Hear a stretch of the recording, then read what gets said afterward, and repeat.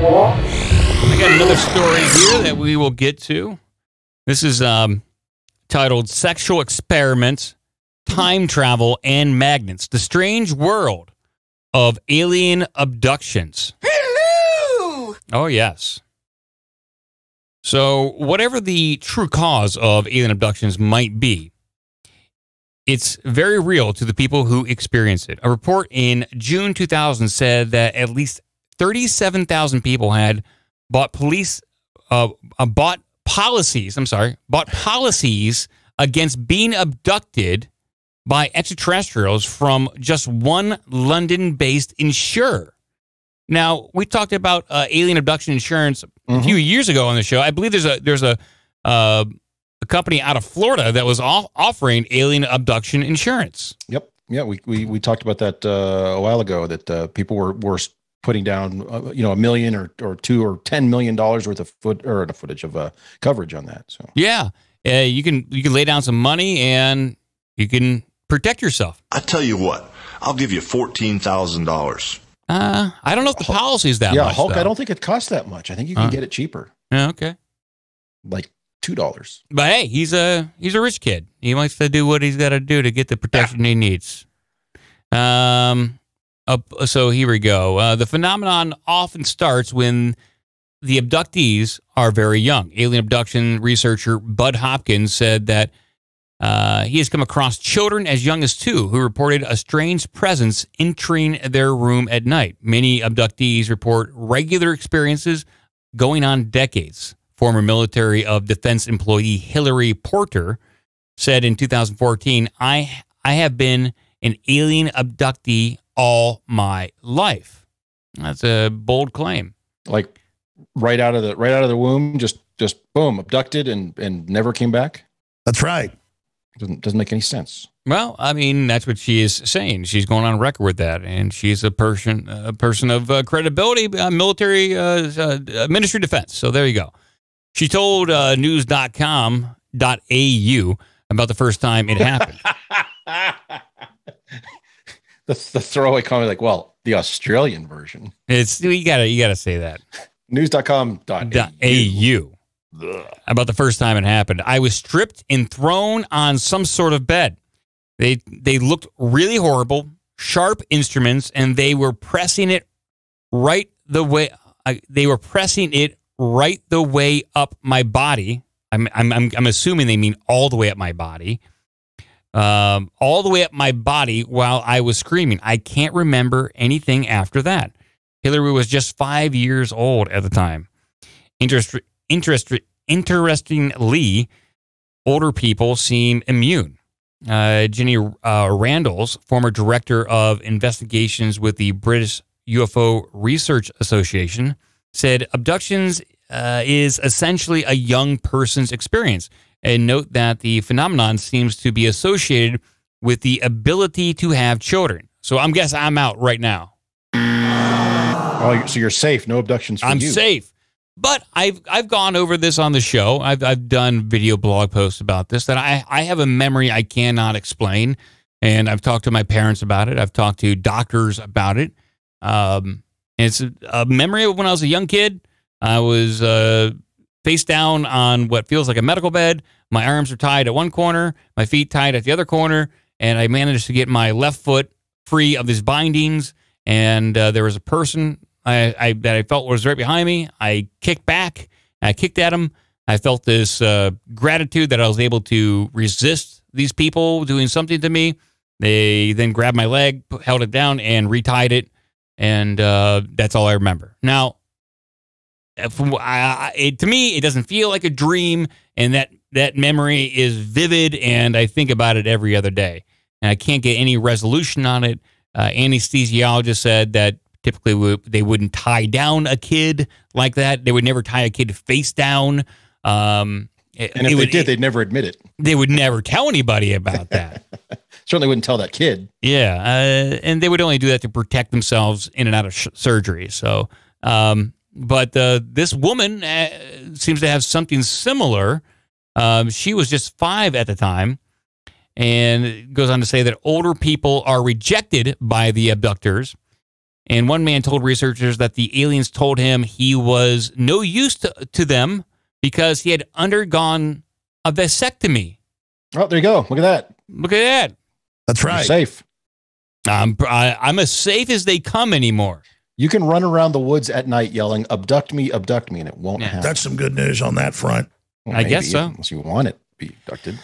Well, I mean, some people do have horrible alien abduction experiences, but then other people have some, at least what they convey, they seem to have some sort of resolution with the experience. They come to accept it, and it is now part of their life, and they get some sort of enjoyment out of this unique experience that who's not a lot the of guy people get. that kept going out and meeting aliens in the woods, and he has like 2,700 children?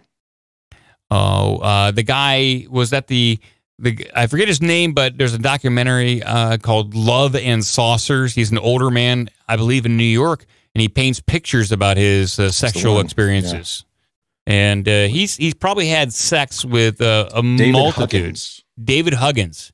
He had sex with multiple different alien partners over decades at a time, and probably has fathered, according to him, 20 to 50 different alien babies. That's good news. So these are interesting experiences. I'm going to continue on with this a little bit, but Dr. Michael P. Masters speculates that rather than being alien in origin, the pilots of the UFOs might be as human as we are, but from another time. Masters calls these visitors extratemporalers. It's a whole new phrase. I don't know what it is. Extratempestrials. I think Alex Jones can pronounce that for you.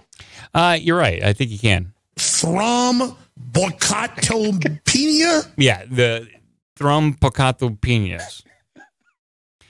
It goes on to say, we know that we've had a long evolutionary history on this planet, he says, and we know our technology is going to be more advanced in the future. I think the simplest explanation innately is that it is us. That's what he says. He says these alien abductions, these are being done by future humans. Oh, future us. Okay, I thought we were playing into because there's that general theory about it's the DOD, military dressing up as aliens, what we would think is aliens, to abduct people and mess with them. My labs. I guess I can see how you got that out of there, but with the saying that this is from the future and these are extratemporalers. Thrombocytopenia. They say these abductions are from future humans. British astronomer and science writer David Darling agrees, saying, I've often thought that if some UFOs are alien craft, it's just as reasonable to suppose that they might be time machines from our own future rather than their spacecraft from another star system. Okay. Yeah, I'll buy that. Okay. Like Dylan Stewart, he's the host of Paranormal Thoughts podcast, has interviewed many abductees and says there's definitely some distortion of the normal flow of time involved in their experiences. And that's what I've read very consistently, that there is some sort of, obviously, time distortion, even if you go back to Travis Walton's Fire in the Sky event, where he was by our time, he was gone for 5 to 6 days, I believe. But in his time, it was just a few hours. It didn't seem like it was that long. Yeah, he thought it was the next morning. Yeah, and he had like some dehydration. And he had gone without food and water for quite a while, but he should have been much further gone than what he was. So there's some time dilation that's going on there.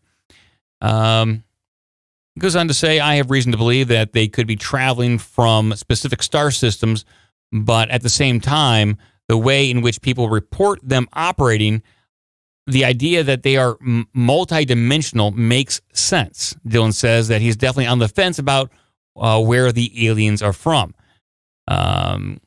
So he adds that there's frequently a sexual dimension to the alien abduction phenomenon, saying that he's interviewed one victim where her experience was extremely invasive.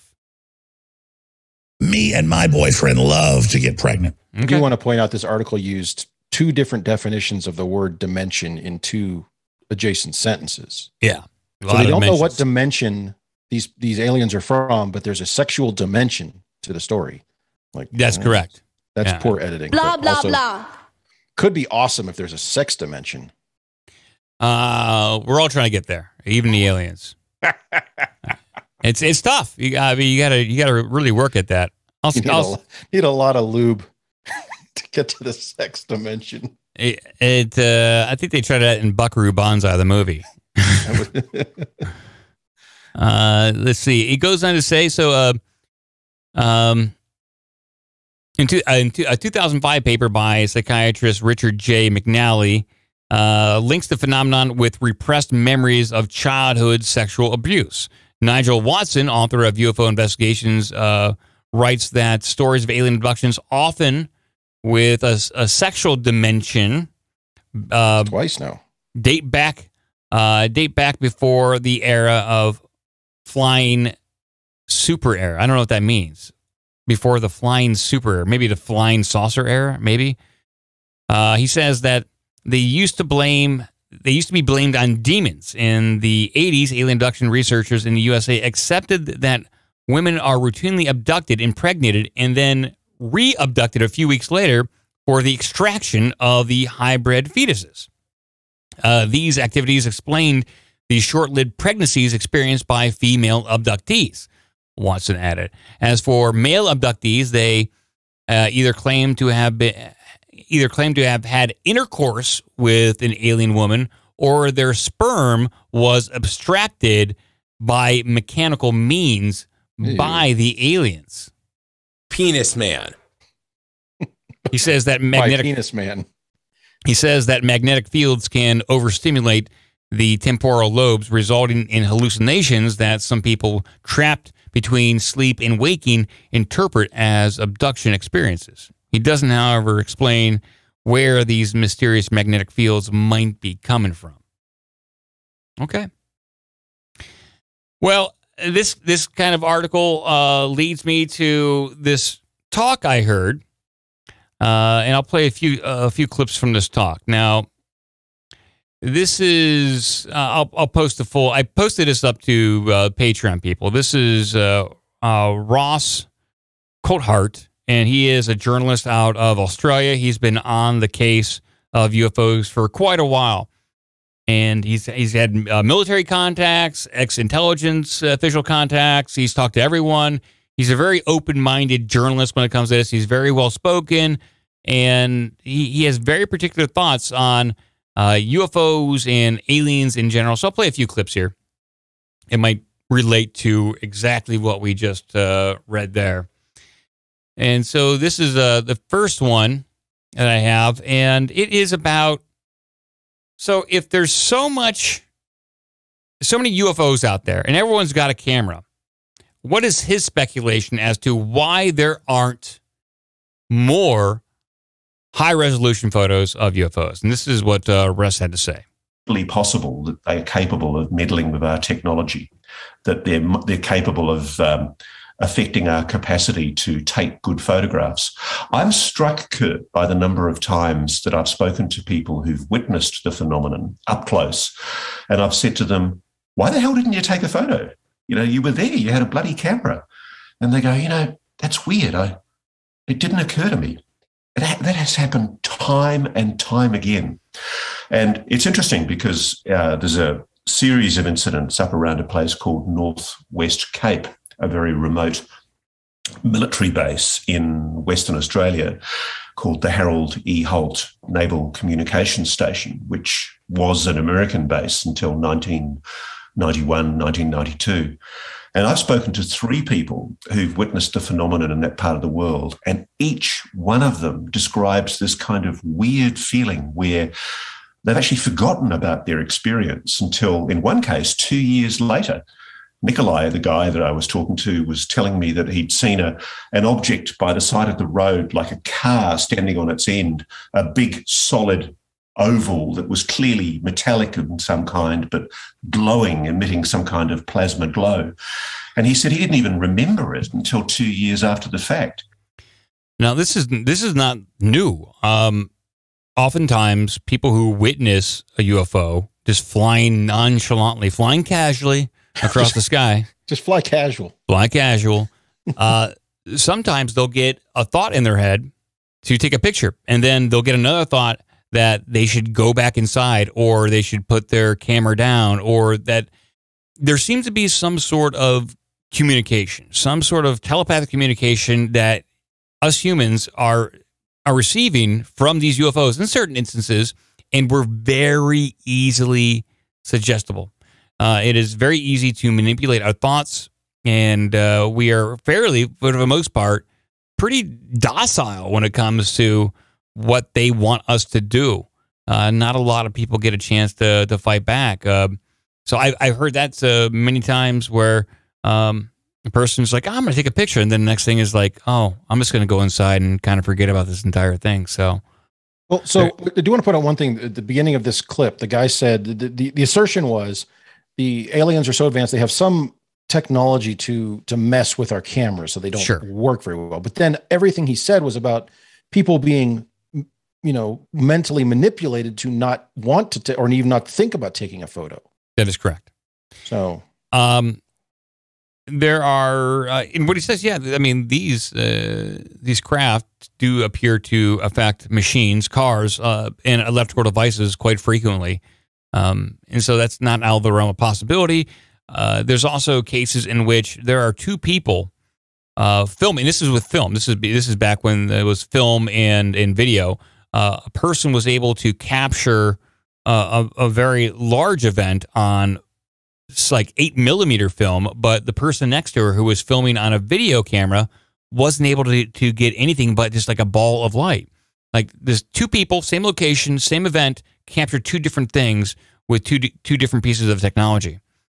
I don't know what to make of that, other than it comes down to the viewer and the type of technology. Maybe they're talking to somebody on an interocitor that will affect their cameras. What's an interocitor? Oh, come on. 3 people got that joke. Do I got an interocitor over here? Hold on. Let me see if I got I got an interocitor here. Hold on. Let me boot it up. That's not how an interocitor works. That's how mine works. The interocitor was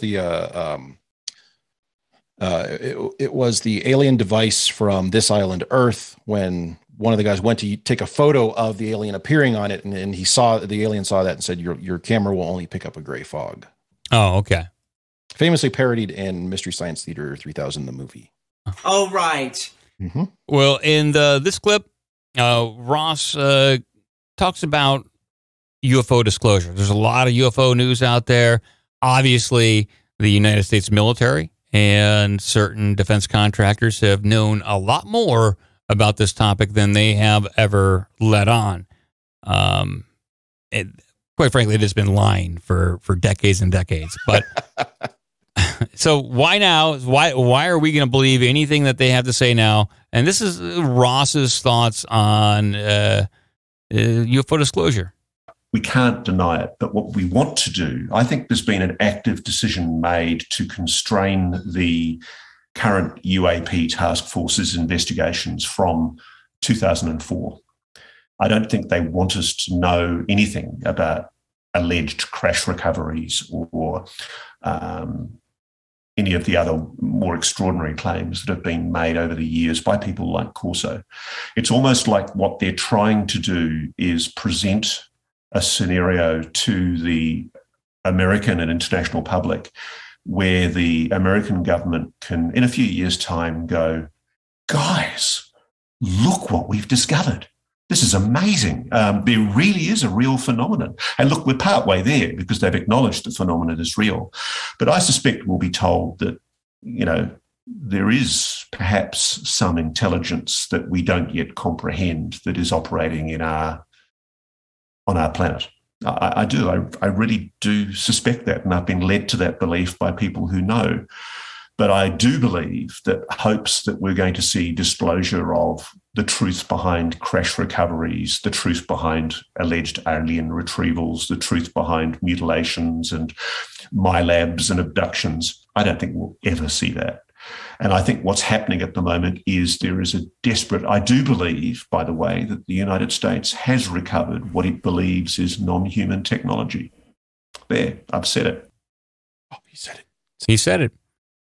I mean, this guy's a very reputable reporter, but he's got his own set of beliefs too, and he's pretty measured in his response. And I tend to agree with him right there. We're getting managed disclosure here. They're not going to reveal anything that is too sensational. They haven't talked about alien abductions. They haven't talked about a lot of the more sensational claims when it comes to the alien phenomenon. So yeah, we're getting just a little sliver, probably like 2 or 3% of the information. Let's see here. Where do we go next? Yeah. Oh, so he framed it, and then he goes into. He didn't mention Philip Corso in there. Colonel Corso. He wrote the book The Day. Colonel Corso. He wrote The Day After Roswell. And in that book, it's about Corso working in an office at the Pentagon, research and development, and he was handed a bunch of material to kind of farm it out to various contractors and industry. And a lot of he wrote that with a book. He wrote the book with a co-author, and a lot of what he was conveying was kind of manipulated, and what came out in the book was not actually what he believed. Or not actually what he stated when it came to farming out this new technology. And so it was kind of misrepresented in the book, and he's given interviews afterwards. So I highly recommend watching Corso's interviews. But he did mention, this is not in the book, he did mention that the U.S. government was in the possession of some sort of time machine. Now, as we read in the other article, people are speculating that these UFOs are from the future, and that would mean that their craft are time machines. So Corso has talked about that. Maybe he knows something that everyone else doesn't. People are speculating that right now. But as for Ross, he's got his own theories about what these could be. And this is based upon what he's hearing from his sources, and we should take everything with just a grain of salt and consider every possibility. But here's one of them right here. One group is more open and transparent. So here he's talking about the United States intelligence agencies, and within each agency there's different factions, and they're kind of going back and forth about how they wish to disclose secrets. And each one of these people have their own set of belief systems that will lead them down to one path of what they should or shouldn't do based upon their belief systems. One group is more open and transparent and thinking that they're duty bound under the Constitution to be more open and obliging to reveal what they know, because there's no good reason not to reveal it.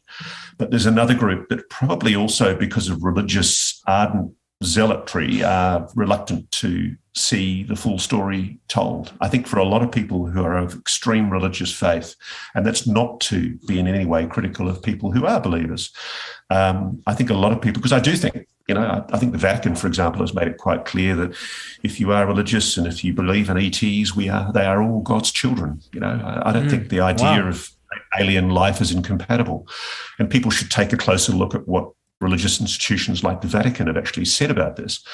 But I'm told, and I've been told this by multiple sources, that there are people of extreme conservative religious viewpoints inside the CIA and also inside the Defense Intelligence Agency and other agencies who are hostile to revealing the extent of what the US government knows.